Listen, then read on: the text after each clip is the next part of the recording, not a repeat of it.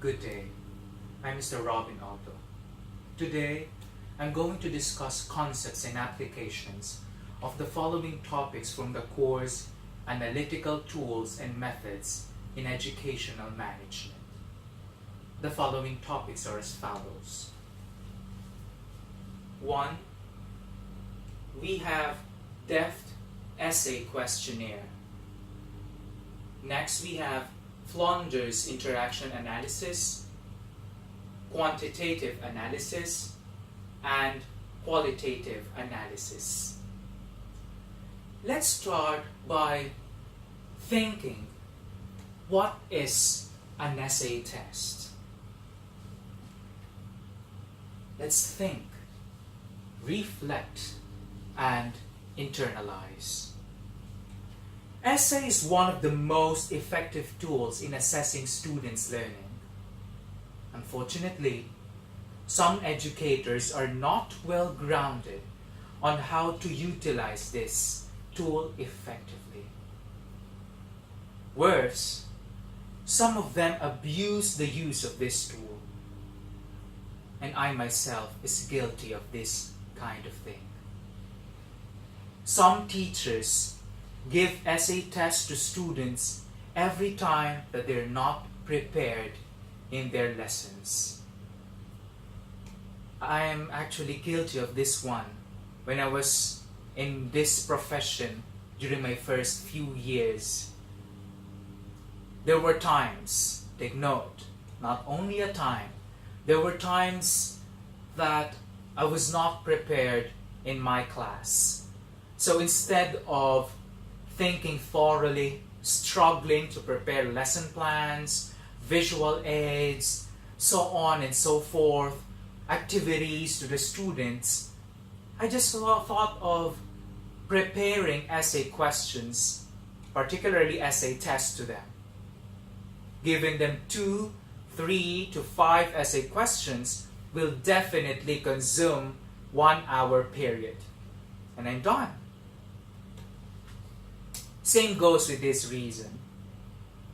Because they think that essay questions take a lot of time and this will literally consume the whole class. Some educators, moreover, use essay question as a tool for classroom management. Yes, take note, as a tool to provide discipline to our students, to make our students quiet, settle down, avoid misbehavior. You might be thinking or wondering, for what reason? It's because since we can anticipate that once we give them essay questions, students will be very occupied answering those questions. Then we can really finish our class time, our class periods flawlessly, smoothly,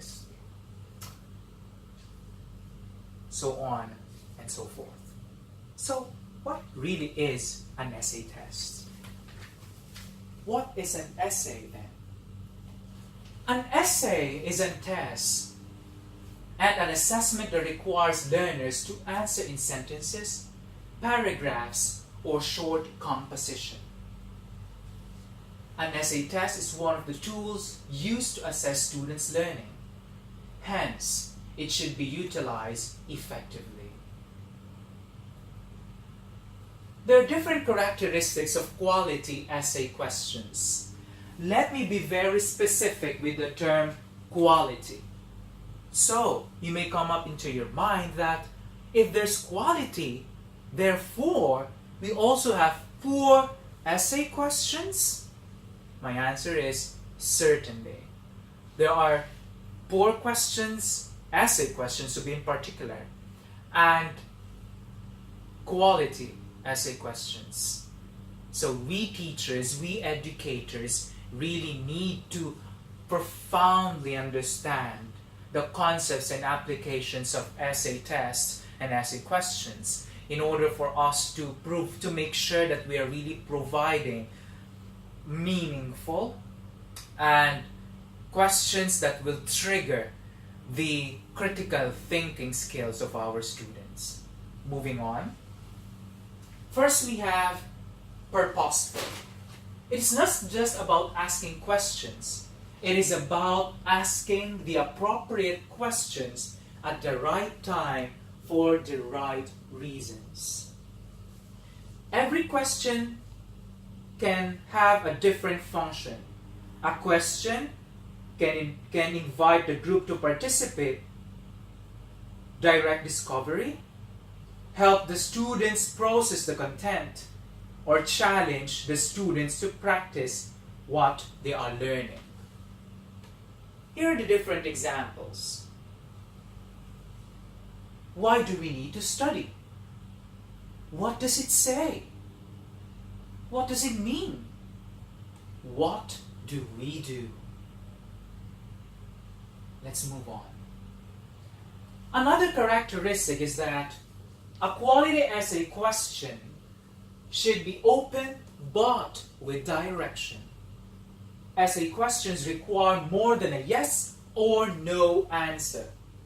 However, it should give clear direction of what answers you are expecting from the learners. Why? To make sure that the responses have substance and will not tackle different topic or area. Good questions help keep the discussion on track. You are guiding the class towards understanding specific truth or concept and responding based upon the specific understanding. You are not leading them to make some prescribed response. Let's have two examples. The first, we have poor essay question. What does the article tell us? Let's compare it to the quality essay question. What does the article tell us about emerging reading skills of preschool students? Comparing these two, you will notice that in the first essay question, it's actually very vague, that it may give chance for the students to think beyond what is imaginable. We know that our students have broad imagination. So if we want our students to give precise, substantial answers, then our essay should be, our essay question rather, should be more specific and precise as well. Let's continue. Another characteristic is an essay question should encourage high level of thinking. Good essay question facilitates critical thinking. Not all questions are created equal. A question that facilitates critical thinking and processing is of more value than a got it question.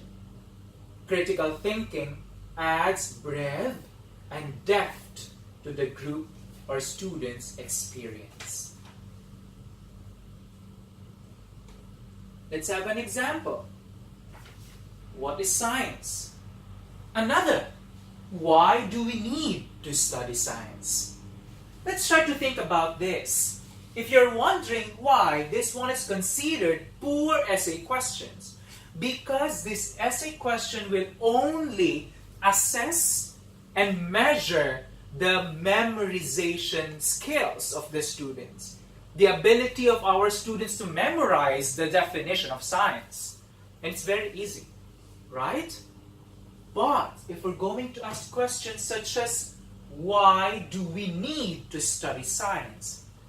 Then you're actually making the students think or integrate or relate science into their lives, which will become more challenging and thought-provoking.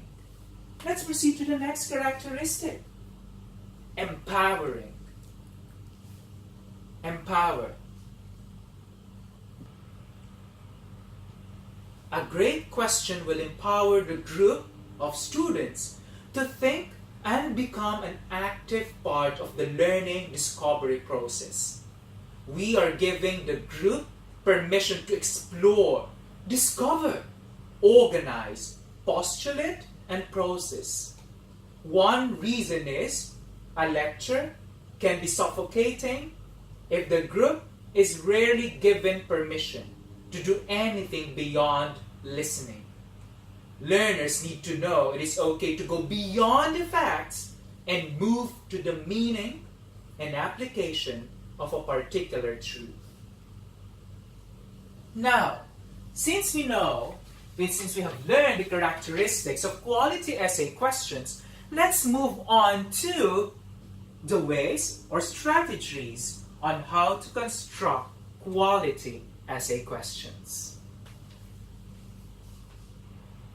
Strategies in constructing essay questions. First, we have start with your own learning outcome. It is always important to think about the purpose, goal, and objectives of your assessment tool.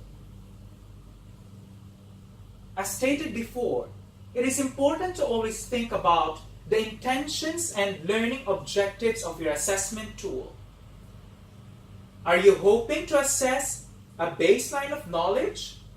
Or is this a tool to be assessed to critical thinking and problem-solving skills?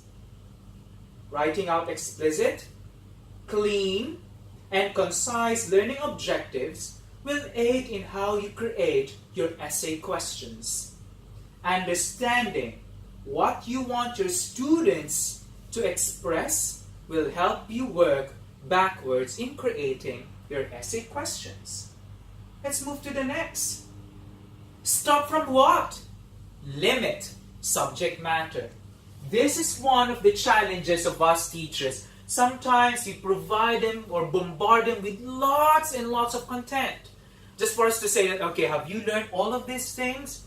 But the problem is, there's always a saying that the simpler, the better.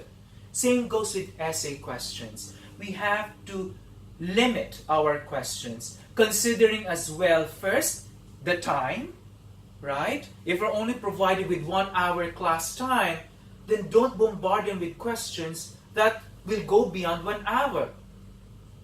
Students will be overwhelmed, and at the same time, students will feel that they're being punished with that particular test. Moving on. Limit subject matter.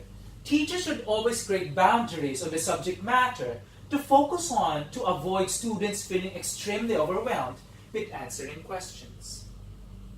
Next, promote feedback and training, which is very important. Feedback. It is essential to provide feedback to students' responses to both check the substance of their answers and the writing quality. One possible shortcoming of essay-type questions is that they can promote bad writing habits. This is mainly due to the fact that students very rarely concern themselves with strong writing skills when completing an essay question of an examination. Therefore, it is up to the instructor to ensure that writing quality does not degrade during essay-type questions on a test. Integrating writing support during the course is not enough. For writing an essay or an assessment might be quite different than writing an essay question in a short period of time. Last but not the least, be clear about the criteria for grading. Students should be aware of the criteria in which they are being graded. Now, unlike essays, many times students are not given the opportunity to review the grading rubric or criteria ahead of time. Therefore, it might be beneficial to students to know ahead of time how they might be graded. Rubric, to make it more understandable, is actually the criteria of grading. Some of us will just tell them that, okay, out of 100%, 30% is of the content. But take note, students might be wondering, students might have questions in their minds. How will I be graded 29, 28, 25, 20? Rubric will actually give them all the details of how they will be graded. Hence, your grading is transparent, your grading is really clear to the students, and you will refrain from students questioning your judgment, your skills in checking or assessing the students' work. Let's move on. Now that we know how to construct effective essay questions, let's move on to the advantages and disadvantages of essay tests. Advantages. Give students the opportunity to express their creative, brilliant thoughts and ideas with relatively few restraints. Learners can showcase the originality of their thought, the breadth of their imagination, and their initiatives, since they are allowed the freedom of response. Guessing is minimized because this test involves recall and there are no options to choose from. Critical reasoning and logical thinking are also developed by these types of tests. Valuable in assessing functional knowledge and power of expression of the students. It develops skills of making outlines and summaries, organizing arguments, and the like.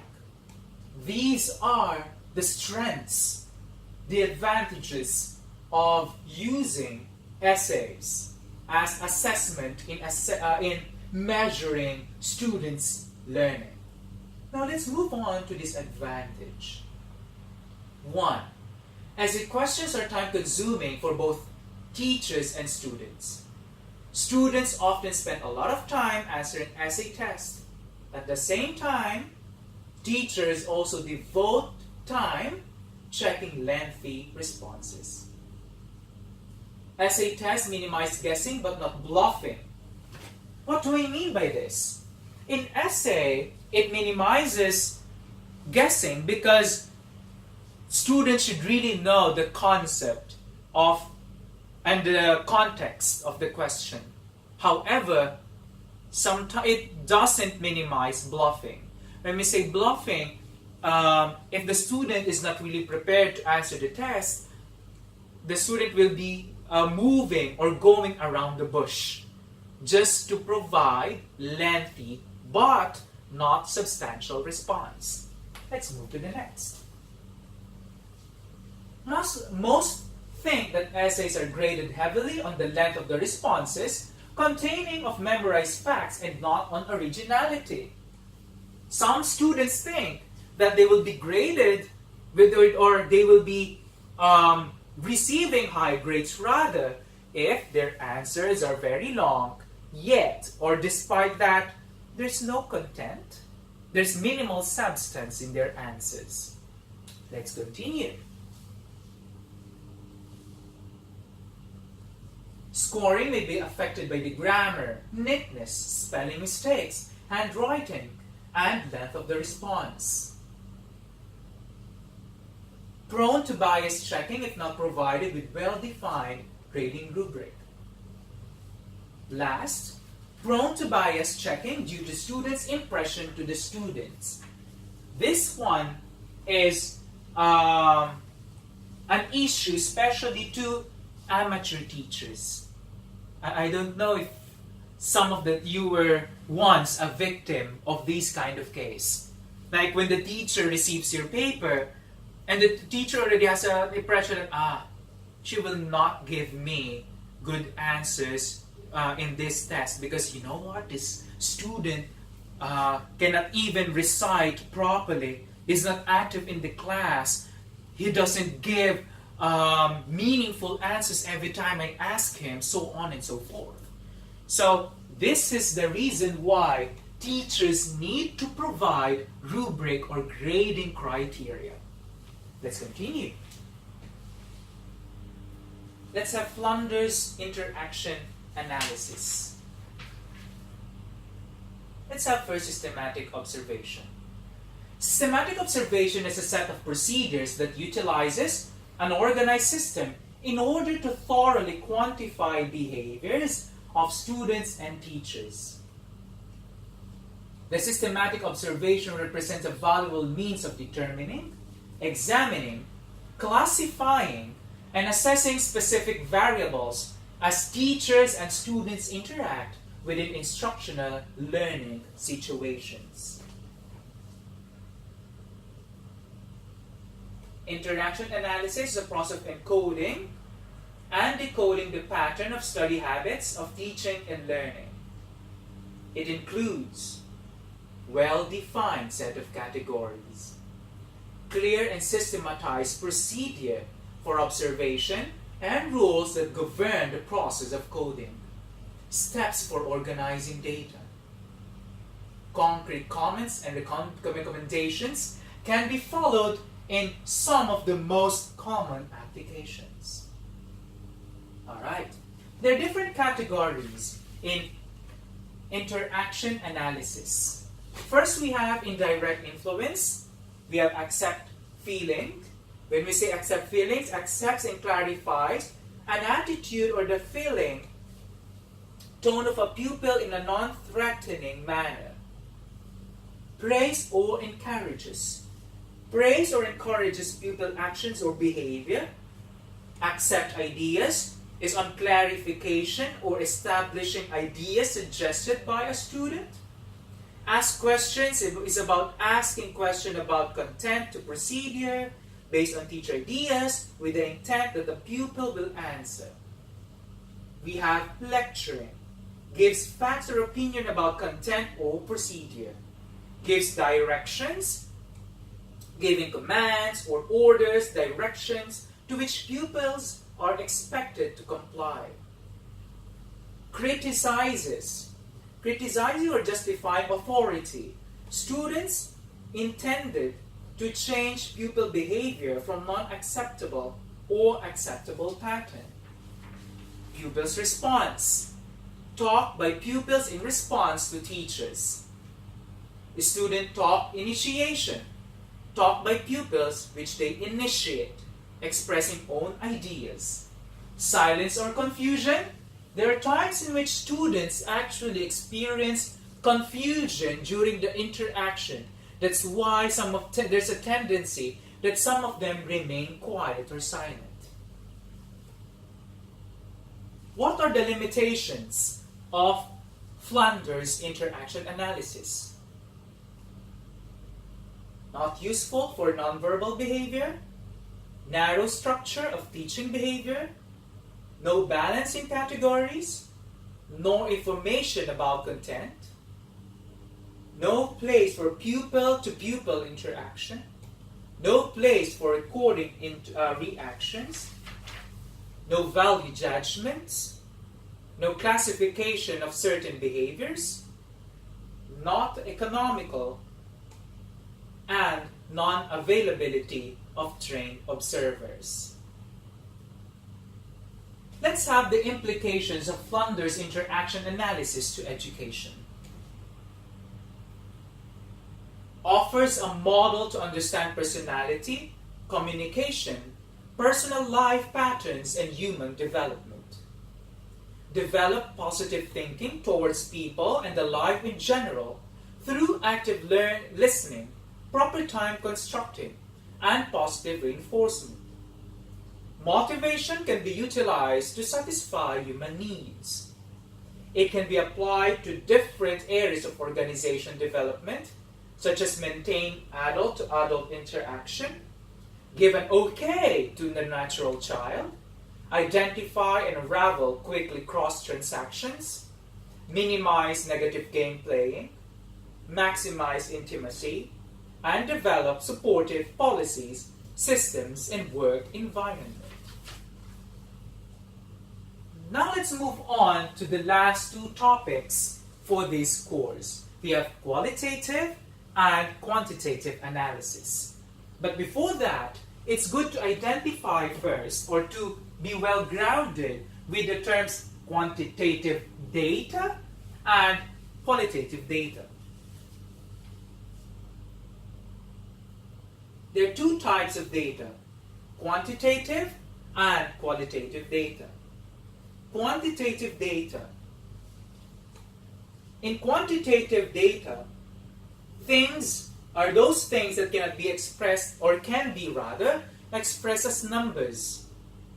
Quantitative data involve quantities, the name itself. Quantitative data quantify. Here are the examples. We have height. Height can be measured, right? And we can express the height through numbers. Therefore, it's quantitative. Moving on, we have length of fingernails, shoe size. Now let's have qualitative data. Qualitative data are information about qualities, things that cannot be actually measured. These things cannot be expressed as numbers. Qualitative data describe. Considering these pictures, softness of the pillow, color of the eyes, taste of the food. Let's say, for example, color of the eyes. If I say green, then it's not quantified. I can even say it's 57%, 57.01 green, so on and so forth. All I can say is it's green. And at the same time, when we say qualitative, let me correct, I stand corrected, qualitative data. So let's say, for example, color of the eyes, red. There are times that red is not so red to the other person. So that's why it's more on description. Unlike in quantitative, one is one also to the other. If there are 5 children, there are 5 chickens. If I say that, oh, I see 5 chickens, the other individual also sees 5 chickens. But here, if I say, hey, the food tastes good, but it may be not so good for the other person. Let's continue. Now let's have quantitative analysis. Quantitative analysis, general, steady, and reliable. In quantitative analysis, there is a need to process the gathered data using the detailed set of rules and classifications in order to establish statistical models reflecting the results of the observations. It is convenient because the research patterns can be applied to the larger scale and larger population of studies, objects. That is where the conclusion and generalization takes place. Such method can be called more objective, as it skips the mere coincidences or events that happen randomly, leaving the place for discovering what phenomena will likely take place in the future based on given research data. Quantitative analysis constructs the precise picture of the event occurrences. It can describe the normality and the abnormality of something that takes place in statistics media. Let's have qualitative analysis, rich in description.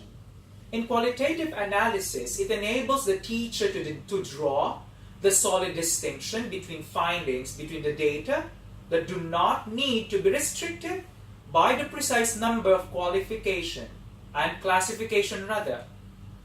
Qualitative analysis is multifaceted. However, it is one of its drawbacks is its ambiguousness. Hence, it is encouraged to gather more data so that the results won't be distorted and can bring deeper understanding. For example, the term beautiful. I think I have mentioned an example a while ago, but let me give more example to be clear to everyone. Let's say beautiful. Each individual has different standards of beauty.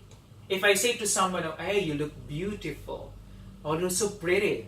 But for the others, maybe thinking of, hey, do you really find her pretty or beautiful? I think she's just okay. Right, just acceptable. So on and so forth. So in order for us to make that qualitative data more reliable, then we are encouraged to gather more data. So if you think that you're beautiful, why not ask more people? And if they give the same feedback, then you can claim that you're really beautiful. Moving on. Now let's try to compare qualitative and quantitative analysis. So the features of qualitative and quantitative analysis can be combined together to get the perfect picture, the most objective and detailed one at the same time. While qualitative analysis idealizes the data, causing opening the gap for the rare occasions in the research results, the quantitative data skips the rare and random events. To make it more understandable, if we're going to look at these illustrations, quantitative is objective, qualitative is subjective, quantitative is deductive, meaning deductive from general to specific, while qualitative is inductive, meaning from specific to general. We have not generalizable, while quantitative is generalizable. And quantitative is more on numbers, while qualitative is on words. These are the topics, right, that are part of the finals period for the course Analytical Tools and Methods in Educational Management. I hope you have learned something. See you again soon. Bye.